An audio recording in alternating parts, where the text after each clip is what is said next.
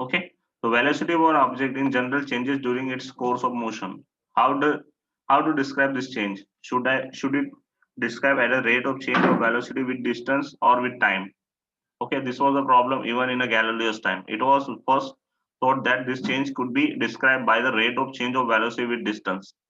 Okay actually हमको पता है कि वेलोसिटी कभी भी कांस्टेंट नहीं होती, मतलब at some cases it is constant but most of the cases it is not a constant velocity. So जो वेलोसिटी होती है वो हमेशा चेंज होती रहती है, सो दैट अब वो चेंज है उसको कैसे दिखाया जा सकता है, तो उसके लिए एक न्यू पैरामीटर जनरेट किया कि जिसका नाम था acceleration, which is given by as a acceleration. Okay, उसमें क्या होता है कि आप जो चेंज होता है वेलोसिटी का विद रिस्पेक्ट टू टाइम, तो उसका जो रेशियो होता है वही एक्सेलरेशन कहा जाता है. Okay, like but through its studies motion of freely falling objects and motion of object inclined plane, Galileo concluded that the rate of change of velocity with time is constant of a motion for the all objects in a free fall. Actually जो free fall करते हैं तो उनकी जो velocity होती है वो almost constant होती है, तो उनके लिए फिर ऐसा कोई चेंज नहीं होता है वेलोसिटी में. So other hand the change in velocity with distance is not a constant, it decreases with increasing the distance of pole. Okay, तो वो कांस्टेंट नहीं होता है, वो डिक्रीज होता है विद इंक्रीजिंग इन अ पोल. तो उसके लिए एक न्यू पैरामीटर आया. So this lead to the concept of acceleration as the rate of change of velocity with time. So what about average average acceleration? The average acceleration a bar over a time interval is defined as change of velocity divided by total time interval. Simply acceleration मतलब क्या होता है कि अगर आप कोई vehicle draw कर रहे हो तो आपका स्पीड कम ज्यादा करता है, आपके पास एक्सेलरेटर होता है. एक्सेलरेटर क्या काम करता है? एक्सेलरेट करता है. एक्सेलरेट करता है मतलब क्या करता है? वो स्पीड को कम या ज्यादा करता है. अगर आप ज्यादा बढ़ाओगे तो आपकी स्पीड इंक्रीज होती है. ओके, दैट मीन्स उतने ही टाइम के लिए आपकी स्पीड ज्यादा होती है तो एक्सेलरेशन ज्यादा है, उतने ही टाइम के लिए आपकी स्पीड कम होगी तो एक्सेलरेशन कम होगा. ओके, तो उस चीज को हमें समझना होता है.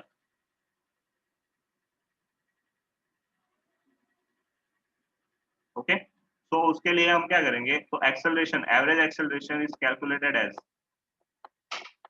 Change in velocity,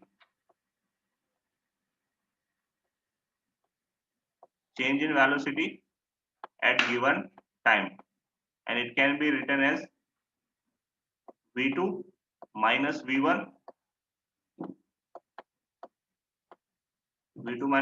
divided by t2 minus t1. Okay, it is given as like this.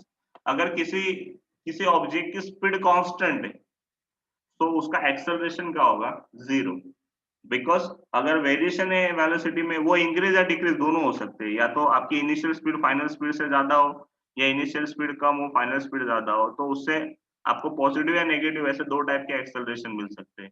But there is an acceleration. But अगर आपकी स्पीड ही कांस्टेंट है, लाइक आप 10-20 सेकेंड्स तक आप कॉन्स्टेंटली 40 किलोमीटर पर आवर की स्पीड से चल रहे, तो your acceleration is zero. Acceleration तभी पिक्चर में आता है जब चेंज इन वेलोसिटी हो, और else acceleration is zero. Okay, तो वही चीज हमें समझनी होती है. तो ये हो गया average acceleration. So v2 and v1 are the instantaneous velocity or simply velocity at t2 and t1. It is the average change in velocity per unit time. The SI unit of acceleration is meter per second square. Actually SI unit क्या होता है acceleration का? Metre पर second square होता है. Okay, because की velocity का unit metre पर सेकंड होता है और टाइम का सेकंड होता है, तो मीटर पर सेकंड इंटू सेकंड, तो सेकंड स्क्वायर हो जाएगा डिवीजन में. इसके लिए on the plot of velocity versus time, the average acceleration is the slope of a straight line connecting the points v2 t2 and v1 t1.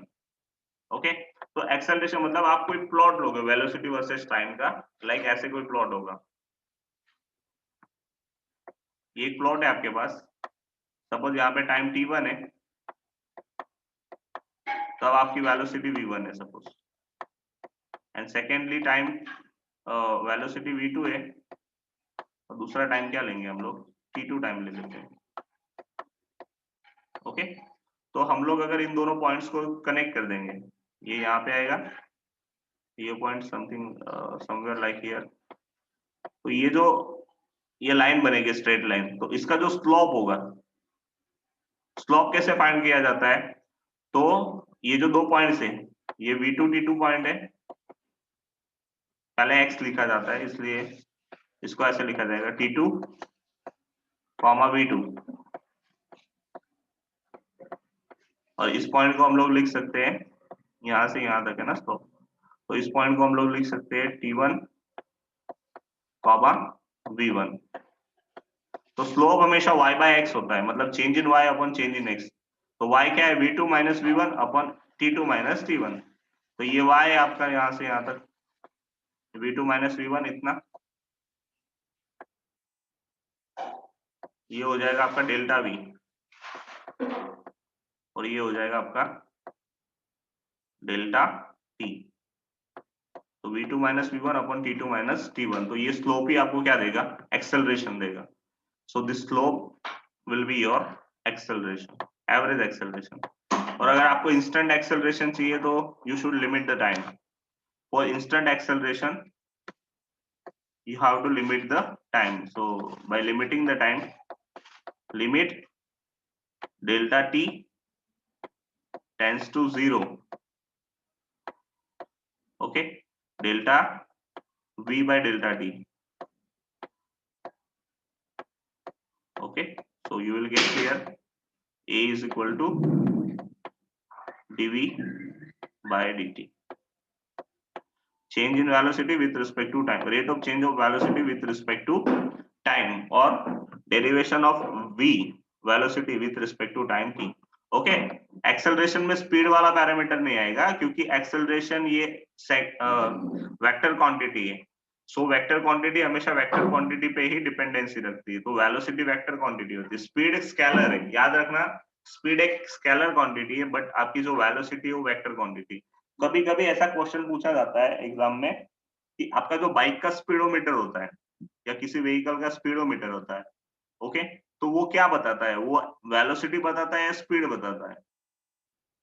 तो हमेशा वो speed बताता है, बिकॉज क्योंकि उसमें सिर्फ नंबर्स होते हैं कि आपकी स्पीड कितनी है, उसमें आप कौन सी डायरेक्शन में जा रहे हो या कहाँ जा रहे हो वो शो नहीं करता। That means it is showing only value to you.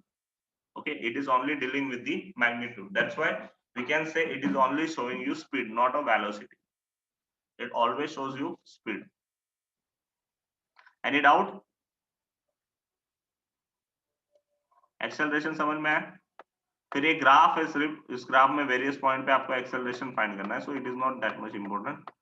तो ये इंपॉर्टेंट है। तो acceleration at any instant is slope of the tangent of v versus t graph. Slope over tangent मतलब जो टेंजेंट की वैल्यू होती है, tan थीटा की वैल्यू, वही आपके क्या होता है? एक्सेलरेशन होता है for v versus t graph. Okay, velocity versus time का ग्राफ लोगे तो उस ग्राफ में कोई भी पॉइंट पे आप टेंजेंट फाइंड करोगे, कोई भी दो पॉइंट के बीच में, टेंजेंट मतलब tan थीटा, तो आपको क्या मिल जाएगा? Velocity. tan theta nothing but it is slope. tan theta क्या होता है? स्लोप ही होता है। ओके,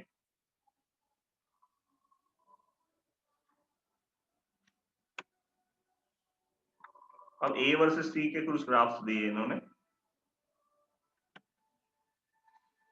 अब ये a वर्सेस t के ग्राफ में क्या है कि ये x वर्सेस t है, लाइक ये x डिस्टेंस है, t टाइम है। तो अगर आपका distance with respect to time change हो रहा है, इंक्रीज हो रहा है, तो आपका पॉजिटिव एक्सेलरेशन होता है। अगर डिक्रीज हो रहा है तो नेगेटिव एक्सेलरेशन होता है। और अगर कांस्टेंट है, डिस्टेंस के साथ, टाइम के साथ डिस्टेंस अगर कांस्टेंटली चेंज हो रहा है, दैट मींस वेलोसिटी कांस्टेंट होगी। डिस्टेंस अगर कांस्टेंटली चेंज हो रहा है तो वेलोसिटी कांस्टेंट होगी, और वेलोसिटी कांस्टेंट होगी तो एक्सेलरेशन आपका क्या होता है? जीरो होता है।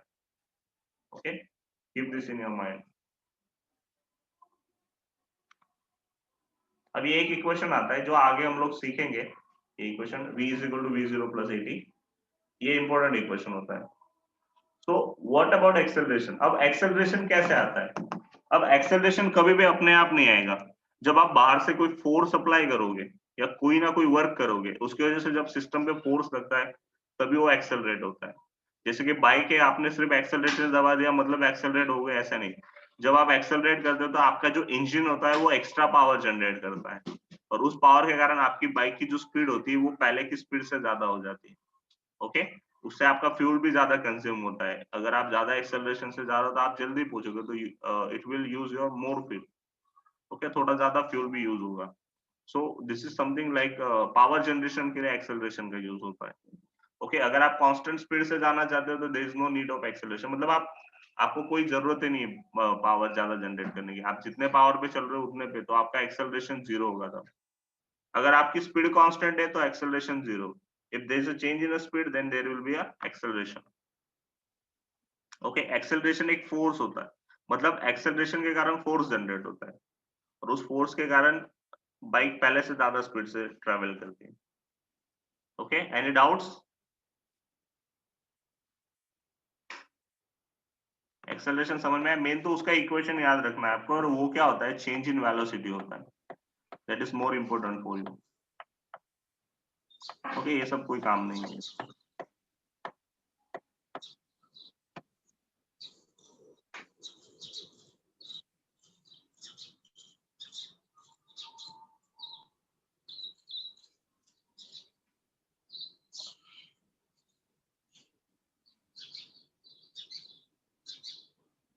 अब ये इक्वेशन बहुत important, kinetic equations for uniformly accelerated motion.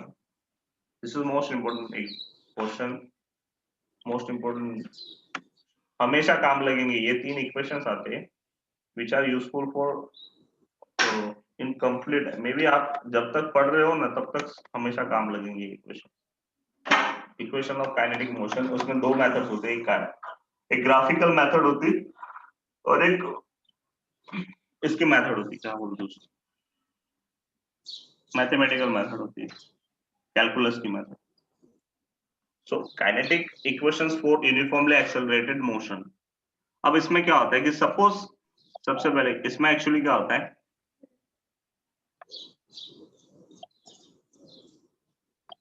Uniformly accelerated motion मतलब क्या होता है कि ये ग्राफ है आपका, सपोज उन्होंने दिया है graph, let me check the graph.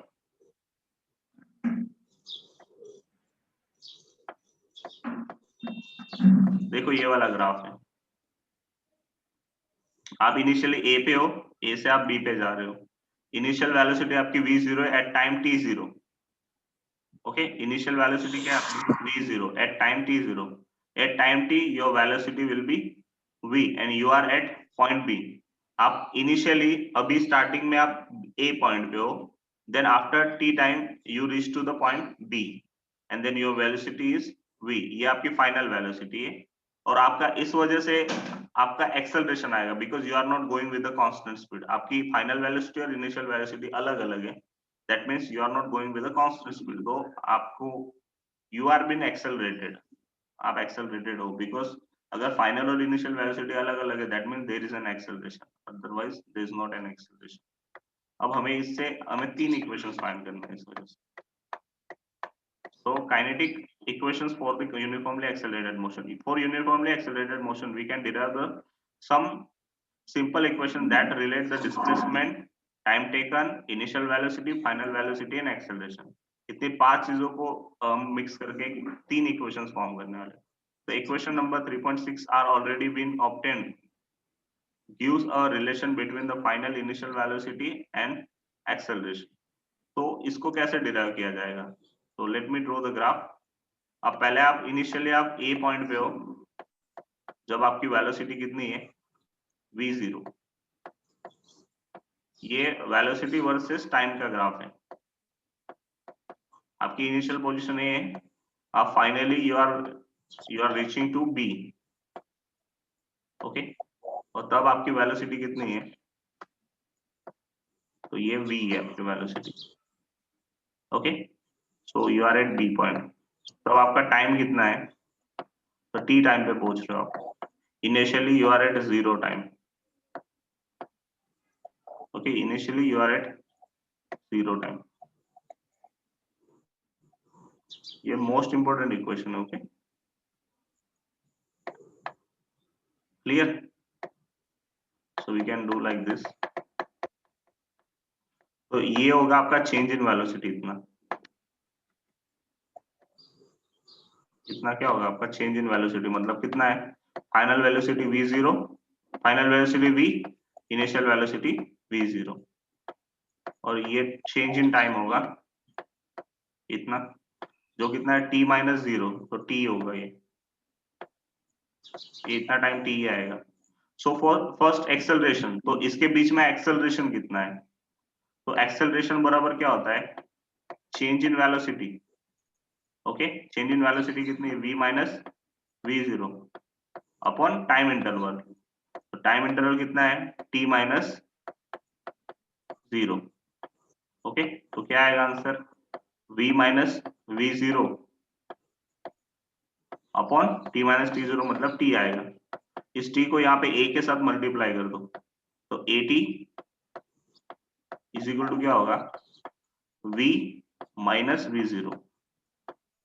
तो माइनस v0 आ जाएगा तो प्लस v0 हो जाएगा, तो v0 plus at is equal to v। That means final velocity v is equal to v0 plus 80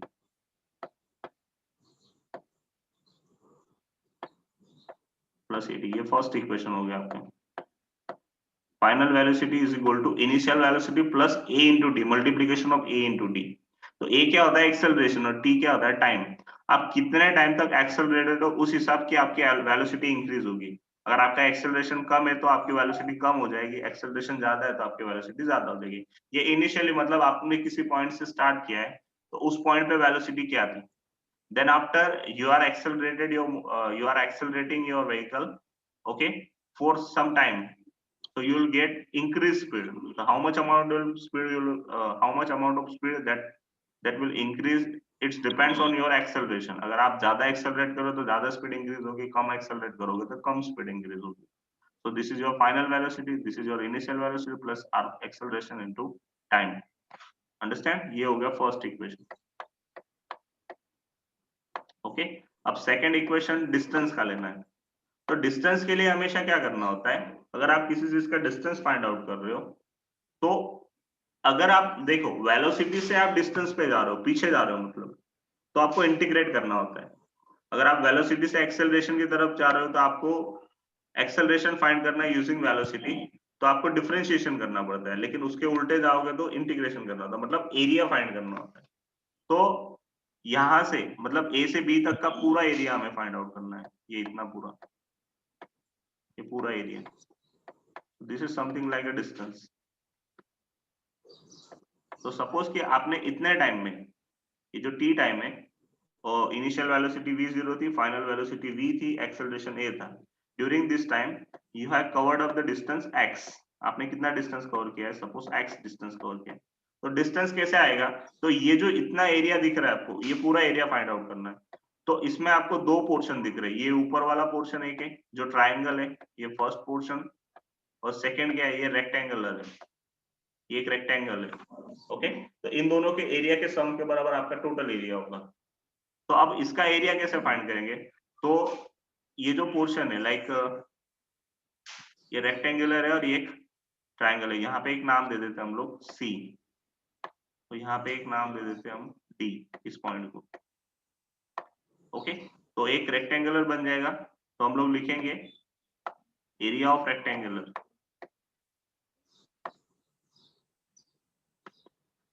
I will write like area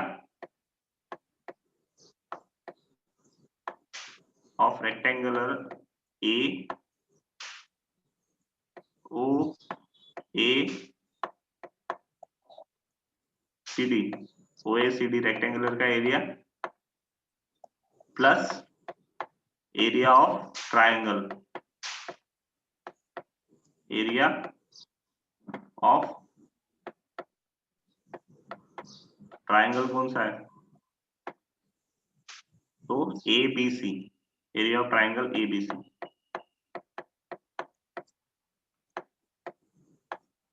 okay, अब rectangular का area क्या होता है, लेंथ इनटू हाइट। तो लेंथ कितनी है यहाँ से, तो t है, 0 से t, और हाइट कितनी है, तो इनिशियली 0 है और यहाँ तक v है, तो इतनी हाइट हो जाएगी उसकी।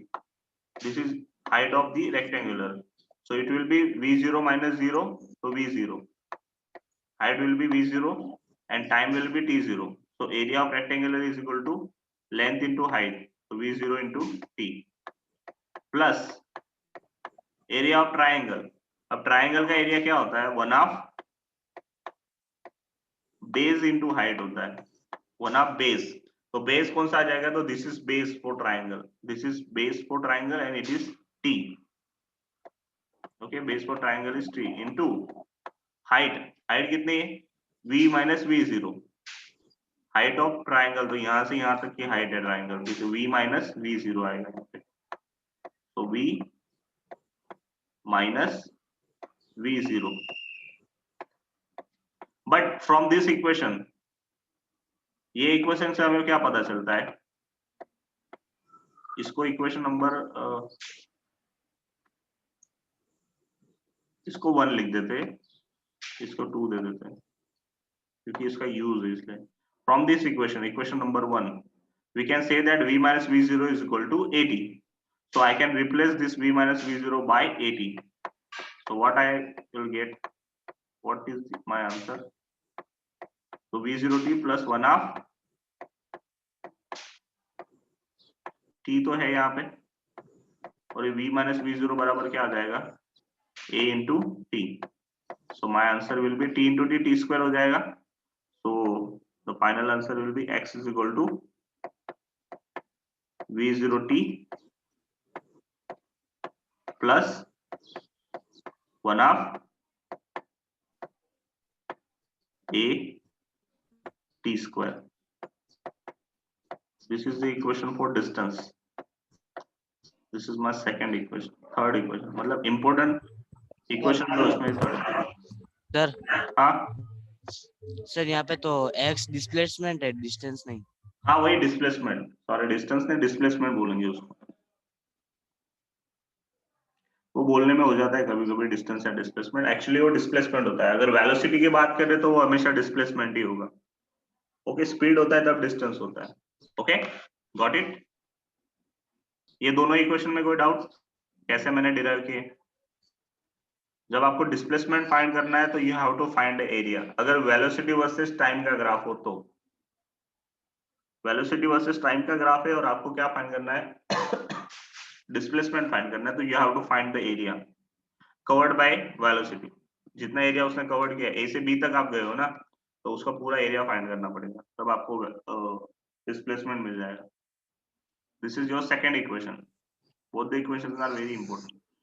अब थर्ड इक्वेशन है एक, अब थर्ड इक्वेशन में क्या करना है हमें, एवरेज वेलोसिटी, हमें एक्चुअली वेलोसिटी का इक्वेशन एक बनाना है। ओके, तो उसके लिए हमें क्या करना पड़ेगा, late me check first.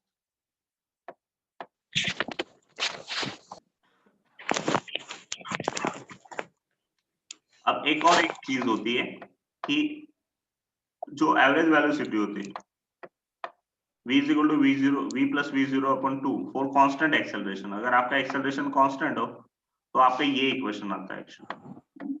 Okay, ये वाला इक्वेशन तो हो गया। अब फॉर कांस्टेंट एक्सेलरेशन, तो कांस्टेंट अगर एक्सेलरेशन हो तो आपका इनिशियल और फाइनल वेलोसिटी क्या होना चाहिए, सिर्फ उस दोनों का एवरेज निकालो तो आपको एवरेज एक्सेलरेशन मिल जाएगा, सॉरी एवरेज वेलोसिटी मिल जाएगी। अब एवरेज वेलोसिटी को हम ऐसे भी लिख सकते हैं, average v is equal to v plus v0 by 2, दोनों स्पीड का प्लस करके डिवाइड बाय 2 कर दो, तो this will be your average velocity.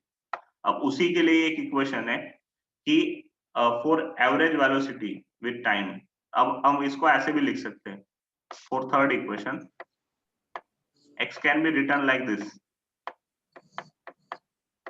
v bar into T, क्योंकि वेलोसिटी इज इक्वल टू क्या आता है, डिस्टेंस अपॉन टाइम होता है, तो उससे डिस्टेंस इज इक्वल टू क्या, sorry velocity is equal to क्या होता है, डिस्प्लेसमेंट अपॉन टाइम होता है, तो उससे displacement is equal to velocity into time भी लिख सकते हैं, लेकिन this is your average velocity. So और इक्वेशन नंबर जो फर्स्ट था हमारे पास, क्या था इक्वेशन नंबर फर्स्ट, तो v minus v0 is equal to 80 था हमारे पास, जो फर्स्ट इक्वेशन था। तो हमें टाइम की जरूरत है अभी, तो time t is equal to हम ऐसे भी लिख सकते हैं, v minus v0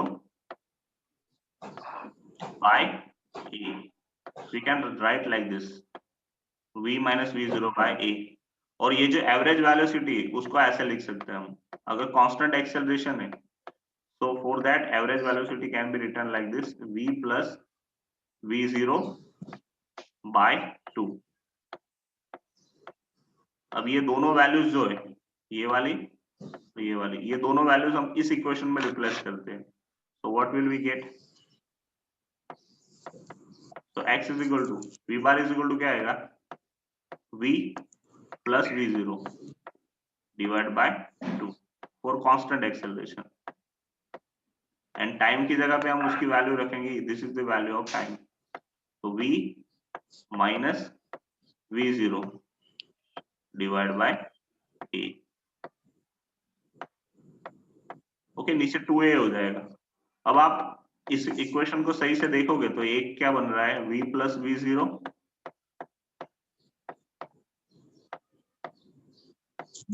और सेकेंड इक्वेशन क्या बन रहा है, v minus v0. Okay, and divide by क्या है, 2a.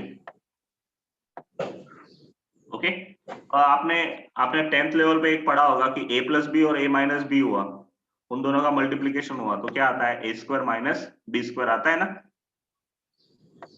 10th पे पढ़ा होगा ना. ऐसा कोई इक्वेशन है लाइक a प्लस बी और दूसरा इक्वेशन है a माइनस बी, तो इसका आंसर क्या था, a square minus B square ऐसे लिखते थे हम लोग, 10th में पढ़ा होगा आपने ये फॉर्मूला. तो इसी फॉर्मूला का यहाँ पे यूज करना है, एक v प्लस v0 है, एक v माइनस v0 है, so we can write like this, v square minus v0 square divide by 2a, okay, into x हो जाएगा. तो 2a को इस साइड लेके आते हैं हम लोग, so we will get the equation, new equation is equal to 2ax is equal to v square minus v0 square. This is our equation number 4. So finally,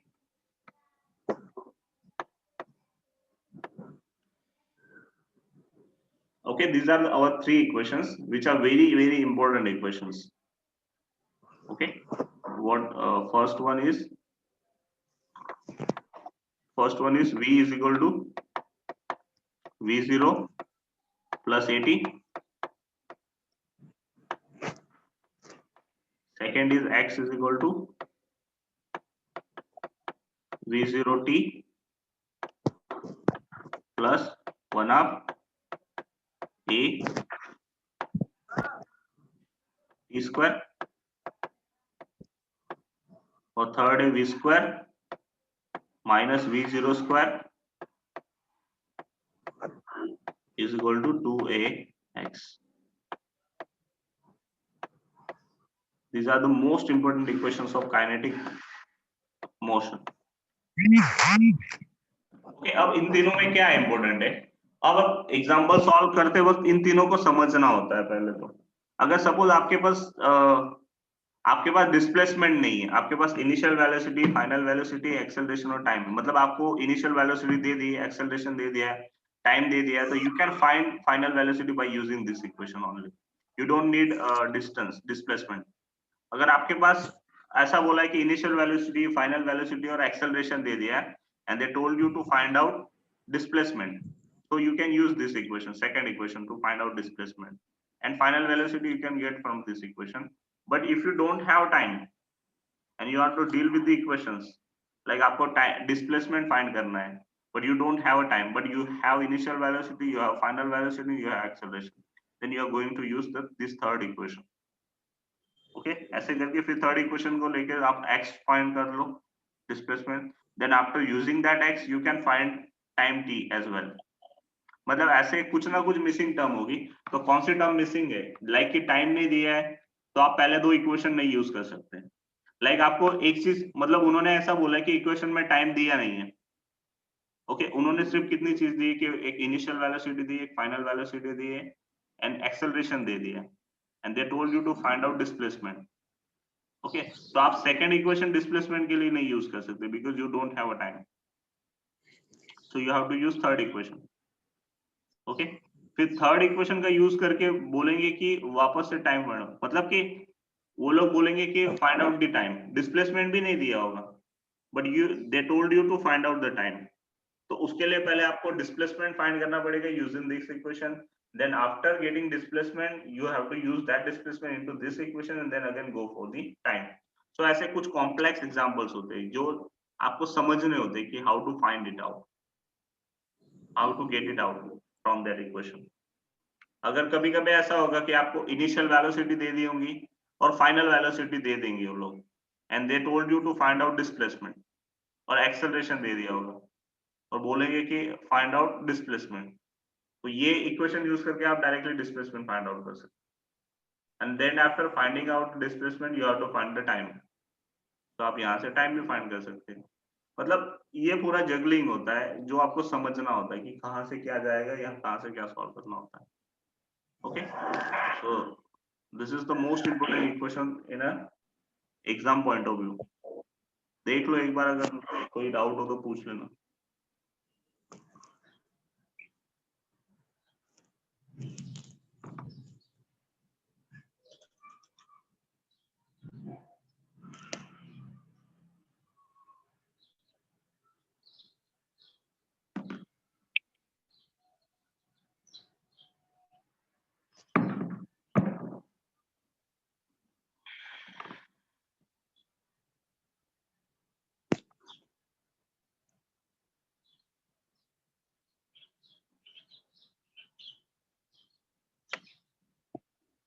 next ये वाला है.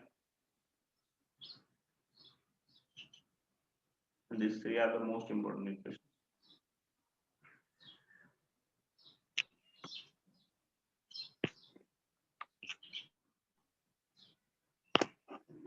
Any doubts? अगर कोई भी कंफ्यूजन हो तो मैं video तो रिकॉर्ड कर ही रहा हूँ, वापस एक बार देख लेना. फिर भी नहीं समझ में आए, एक बार दो बार जब भी देखना आपको देख लेना. फिर भी नहीं समझ में आए तो you can ask me again. पहले एक्सेलरेशन फाइंड करके v is equal to v0 t, v is equal to v0 plus t वाला इक्वेशन फाइंड करना है. और बाद में for displacement you have to find out the area of complete area of this given figure. Okay, so it will be divided into two parts: area of rectangular OECD plus area of triangle ABC. Okay, so area of rectangular OECD is nothing but length into distance, or length into height. So length is nothing but t and height is v0. So you get here v0 plus t, v0 t plus 1 half. For area of triangle, its equation is 1 half base into height. So its base is AC and AC equals to t and height is v minus v0. So you'll get this equation, but we know that the v minus v0 is given as a 80. So we can replace v minus v0 by 80. So we will get the equation x is equal to v0 t plus 1 half 80 square. In the next section, for the displacement, so displacement can be written for as a v bar into t. V bar is nothing but the average velocity and t is the time. Okay, so we can replace the time by as we know that v minus v0 is equal to 80. So we can replace the time t is equal to v minus v0 by 8. And for v bar, okay, it is nothing but the average velocity. So average can be found by using this equation is equal to v plus v0 by 2. So we'll replace average v by v plus v0 by 2 and t by v minus v0 upon a. So from this equation we can solve the equation. We'll get v plus v0 minus in second bracket v minus v0 and divide by 2a. So by using this equation we can get v square minus v0 square upon 2a. And finally we will get v square minus v0 square is equal to ax. So our final three equations are v is equal to v0 plus 80. Second equation x is equal to v0 t plus 1 half 80 square. And third is v square minus v0 square is equal to 2ax. Okay, any doubts?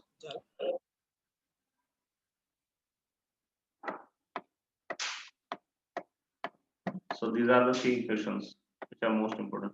So this is nothing but if you have started with x0 point, so that you just need to add up that point in front of this equations x0, and here you have to subtract x minus x0. So this is not that much important. Okay, it is very easy.